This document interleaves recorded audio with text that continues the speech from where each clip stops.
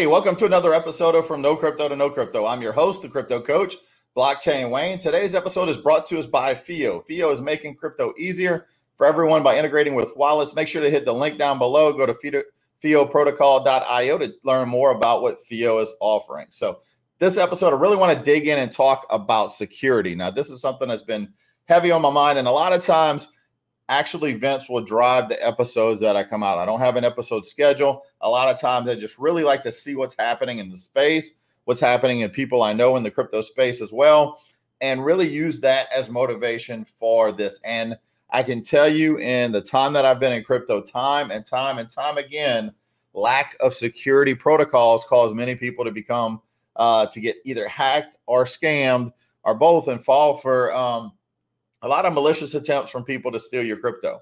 Now, crypto is considered digital gold. A lot of people will say that, especially Bitcoin, right? So where there's gold, there's pirates. So where there's digital gold, there's going to be digital pirates. So it's very important to make sure you protect yourself and take those necessary steps to secure your crypto. One of the best things about crypto is you have total control of your assets. You control your account security. You're the bank, you're the vault, you're the security guard, you're everything all in one. So while that's great, with great responsibility, it's something that you can't take lightly. It's something that you need to really not be lazy on it. So many people are lazy. Maybe you're listening to this and this is you. This is one of those things. It's almost like a call to rehab. If you're a lazy security person when it comes to your security, it's not too late for you. There's a program you can get in to really take those steps to secure better. And that's what I want to talk about in this episode, is really to go through those things that can make things easier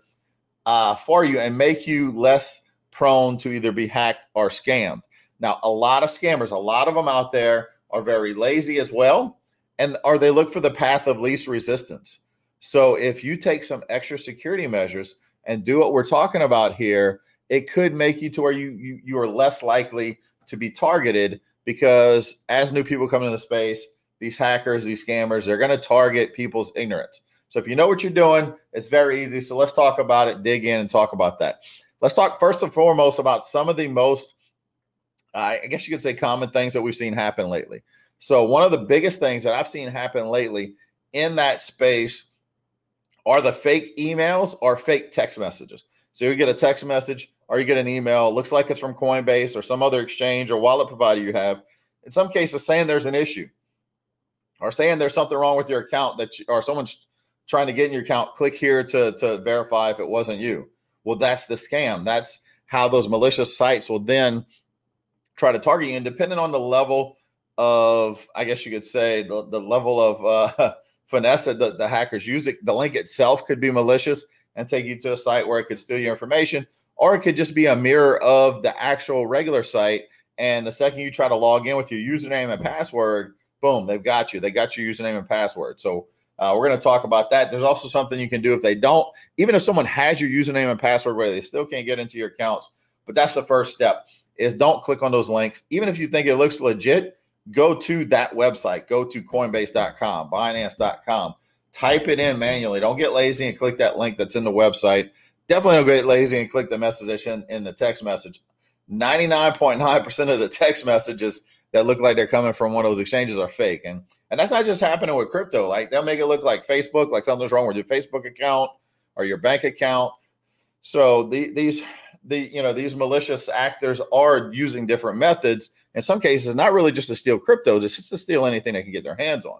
But if they find out you have crypto accounts, it's something that could be targeted. So that's first and foremost. Don't click on those. That's been one of the biggest scams lately. The other thing, which is kind of related, is sites that are designed to mimic and look like the original site. Now, I mentioned that earlier, but what I'm talking about in this case is, like, for the biggest example I was using last year when I was talking this to people about this last year, Uniswap was becoming more and more popular last year. Decentralized exchange. It was a hotbed of activity. A lot of things were happening there. A lot of projects were launching there. And if you Googled, there were certain points in time where if you Googled Uniswap, 3 or 4 fake sites would show up in the Google search results higher than the actual Uniswap website. So Google is not your friend when it comes to that, because these hackers understand search engine optimization, SEO, and they can rank higher on that. And when they do that, many people would just click on it thinking that's it. Don't want to do that. Type in the website. If you're not sure what the website is, go to a reputable site like CoinGecko or CoinMarketCap.com. Those two will give you, now that's where it lists all the different cryptocurrencies, but there's also a tab for exchanges to where you can link and make sure you're going to the right exchange. So it'll link you to the right projects. And that's something else that I talk about a lot is even if you're wanting to look up a certain cryptocurrency, someone tells you about something, you want to learn more about it. If you just Google it and click on the website that comes up, it could take you to a fake site. It could take you to a site that's designed to steal your information.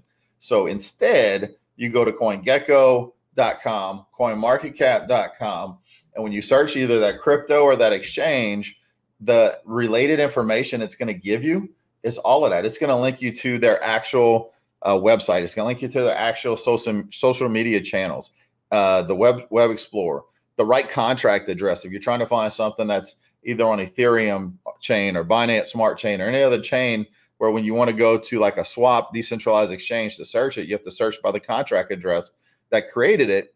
It'll give you the right one. So you're not buying a fake coin or token. So those are all important when it comes to crypto. If you haven't been in very long and don't understand what I'm talking about with Uniswap, don't worry. You'll get to there eventually. It's not something you need to know right away, but this is for those that have been using it.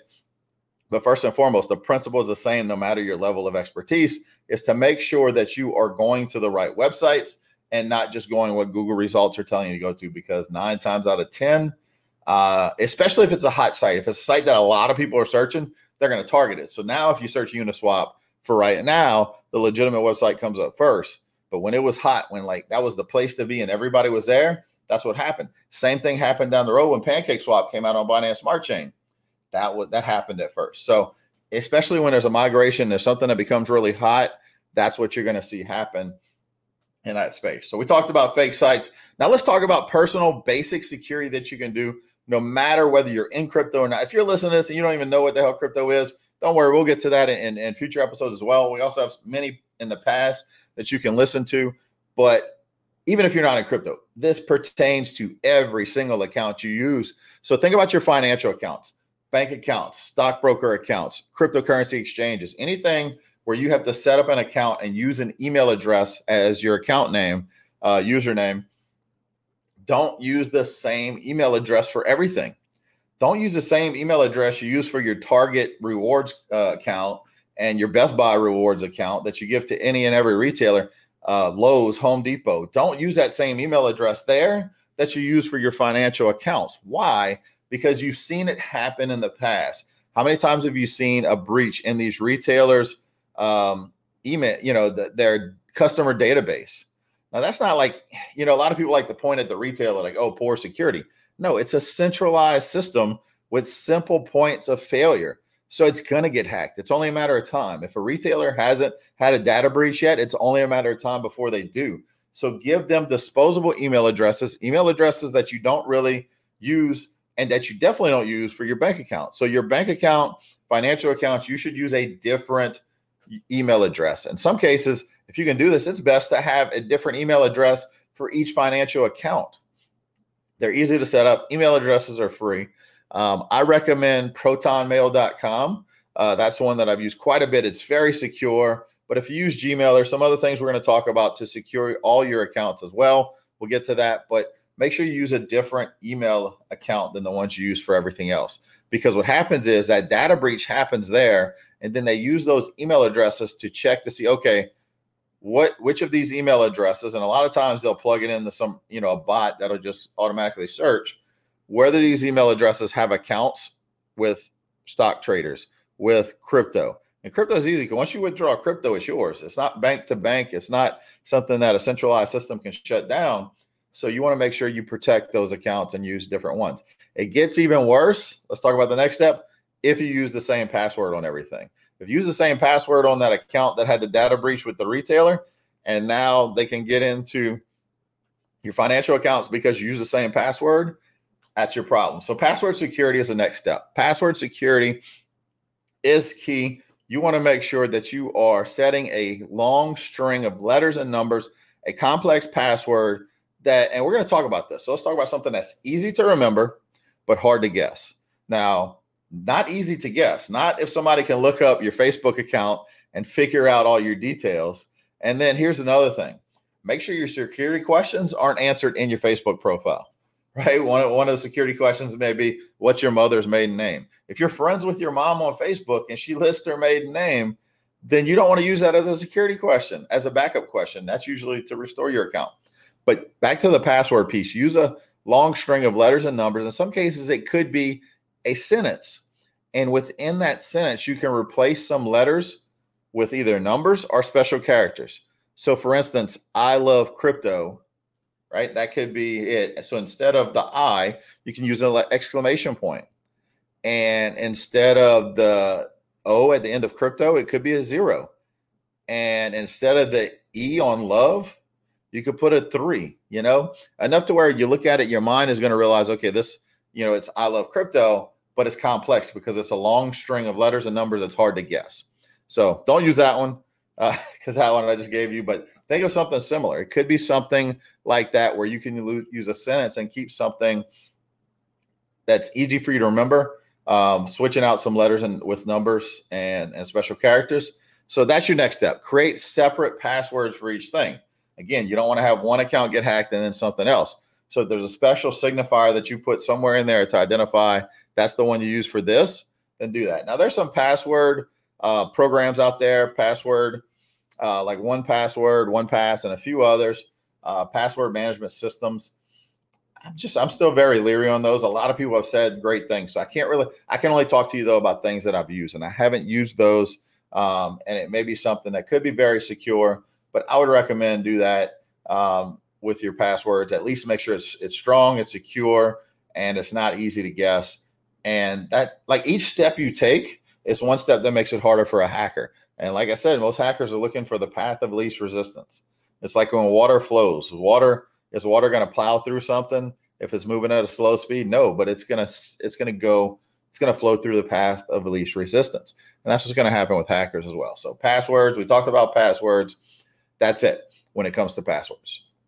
Next thing, let's talk about security when it comes to two-factor authentication. Now, a lot of times you create an account on an exchange or somewhere else, and they'll ask you to set up two-factor authentication. Sometimes they make you, but in many cases, their default method is through email or through text message, which means when you log in with your username and password, they'll either send you an email with the login code or they'll text you the code, and then you have to verify that. The problem with that, emails can be hacked. So if someone's already targeting you, they may have already compromised your email account. And two, SIM hacks have happened so much lately that it's something that is a problem. Now, what is a SIM hack? Or some people call it a SIM swap.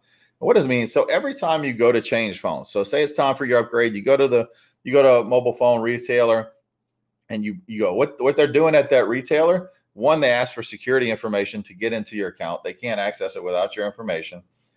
And then you're moving service from the SIM card in your old phone to the SIM card that's in a new phone that you're buying. That's a legitimate transaction. A fake transaction or a SIM swap attack is when someone either pretends to be you and goes into a store or calls the carrier themselves. They pretend to be you to get the service moved from the SIM that's on your actual phone that's in your possession to a phone that they have in their possession. Because once they have that, then they have free reign to try to reset passwords and get those email, those text messages sent to them to set it up. So that's why it's important to not use that as a security method. There's even been some cases you may think, oh, mine's really secure. There's been some cases where people working at the phone company, at AT&T specifically, there was a story I read a couple of years ago where someone working at AT&T was working with the hackers. So it didn't matter if they had the account information. He was able to look up and give it to them. So don't set that as your primary source. Now, if you ever have your phone, all of a sudden it shows no signal or SIM not activated or something like that, you really want to get a phone, call your carrier right away because you're being targeted for a SIM swap. So don't use your mobile phone or email for two-factor authentication. Instead, there's two other options you can use. There's an authentication app. The one I recommend that I use the most is called Google Authenticator. It's a time-based app. You can sync it up with each account. For each account you sync to it, every 30 seconds, a new number is generated.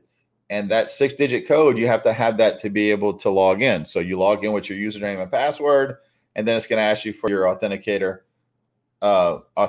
code. So then from there, you pull out that number and type it in before it changes again. So you have to have the phone in your presence to be able to do it, to be able to access it. So Google Authenticator is one option. Authy is another option, AUTHY, short for Authenticator. Authy is another app that some people have used, but just make sure you use a secure Authenticator app to do that. No one can look it up for you, even though it's a Google account. It's not like you can restore that on another phone if you lose it. So it's important to have that, because if you don't, then you have to go through all kind of other identity verification processes to restore account access, which is good because that stops anybody else from being able to access your account as well. So you want to do that. You want to set up that authentication and sync as many accounts to it. Now, this is not just crypto accounts and not just financial accounts. I can tell you right now, my Instagram, my Facebook, my Google accounts, they all have two-factor authentication on them as well. How do I know this? Look, about every 3 to 4 days, I get an email saying someone's trying to log into my Instagram account. They're never going to get in, even if they figure out what my password is, because of my two-factor authentication. But still, people are trying. They're looking for the path of least resistance. So that's why it's important to add that extra layer. Everything we're talking about is adding layers of security. And each layer of security is going to protect you more and more, help you sleep better at night, to know that everything's protected. So the app is definitely more secure than text message or email authentication. Now, the most secure method of authentication is to use what's called a security key. Yubico makes a security key. I've got a few of them. It's a physical device that you can either plug into a USB drive. Yubico makes them to where it plugs into regular USB, plugs into Lightning, plugs into a USB-C, or it has NFC. One of the ones I have, I can either plug it into the USB drive on my computer, or I just tap the back of my phone because it also has NFC enabled in it, to where that is my security key. So whenever I sync that up to my account, typically when you go in that account security settings, it'll allow you to pick your level of authentication. If you select security key, it'll walk you through syncing that key. And then it'll also allow you to sync a backup key, which is important because when it comes to physical device, if you lose that, you want to have something else to do it. So I have one that I keep with me somewhere, another one that is locked, secure, in a safe. If I lose the one I have, I know where I can go find the other one, but nobody else does. So that's why it's important to use those. It is the most secure method that's out there, because you need that physical device to get into your accounts. Again, just like I said on the Authenticator app, set it up for every account that allows you to set it up for, if you decide to go that route. Either one, like I said, just anything, bank accounts, stock trading broker accounts, cryptocurrency exchanges, anything where you have an account where you need a username and password, you should be using two-factor authentication. That is one of the most important things. After that, let's talk about a couple other steps that you can take that are easy.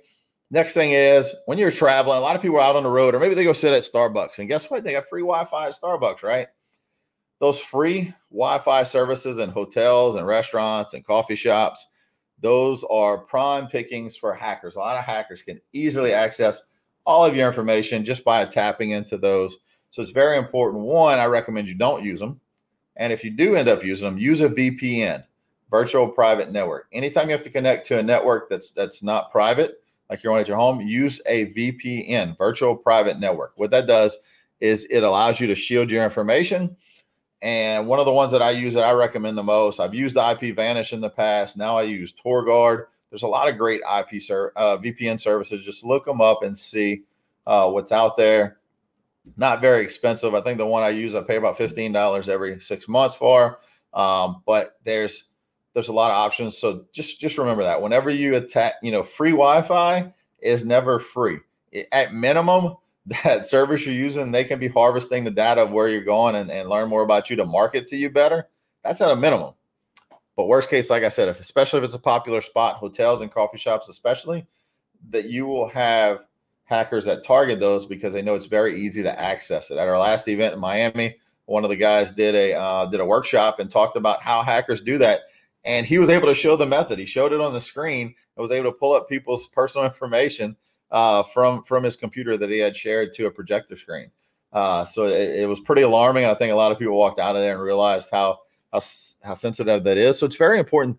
Don't get lazy with your security. It's very important you don't do that.